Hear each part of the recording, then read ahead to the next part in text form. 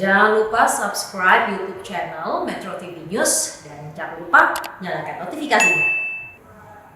Kita bergabung dengan rekan Yunia Arsari untuk informasi selengkapnya. Yunia, apa poin penting arahan Presiden pada sidang Kabinet Paripurna hari ini? Ya Naila, memang ada sejumlah poin penting yang tadi disampaikan oleh Presiden Joko Widodo. Yang pertama, Presiden Joko Widodo meminta jajarannya untuk tetap fokus mencari keseimbangan dalam penanganan pandemi COVID-19 dan juga berbagai upaya pemulihan ekonomi nasional. Untuk penanganan pandemi COVID-19 sendiri, Presiden mengapresiasi bahwa saat ini Indonesia kondisinya dari angka kasus aktif COVID-19 dan juga angka kesembuhan ini sudah lebih baik dari rata-rata dunia. Namun memang ada yang masih harus menjadi perhatian bersama, yakni angka kematian akibat COVID-19 di Indonesia ini masih lebih tinggi daripada rata-rata dunia.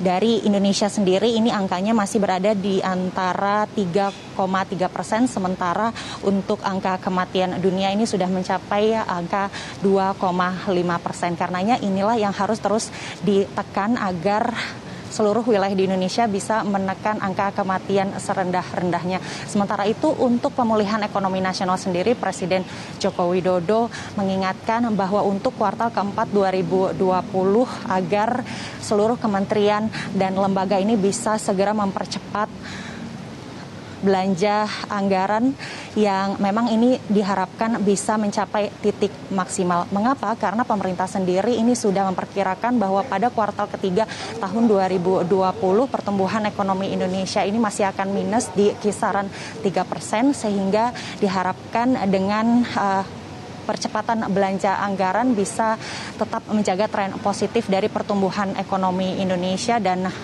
jika ini bisa berjalan dengan baik pun diharapkan bisa keluar dari minus dan bisa kembali ada tren pertumbuhan ekonomi yang positif di akhir tahun. Selain itu, Presiden Joko Widodo ini juga mengingatkan bahwa hal yang harus diperhatikan saat ini untuk pemulihan ekonomi nasional adalah konsumsi rumah tangga yang saat ini masih berada di kisaran minus 4%. Karenanya demand dari masyarakat ini harus diperkuat sehingga konsumsi belanja masyarakat ini bisa nantinya akan semakin baik. Selain itu untuk bidang investasi sendiri, Presiden berharap agar fasilitas pembebasan bea masuk atau GSP yang baru saja diperpanjang oleh Amerika Serikat bisa digunakan tidak hanya untuk memperkuat kinerja ekspor, tapi juga bisa dimanfaatkan untuk meningkatkan kinerja investasi, karena memang diakui hingga saat ini belum bisa memenuhi target yang disampaikan oleh Presiden Joko Widodo,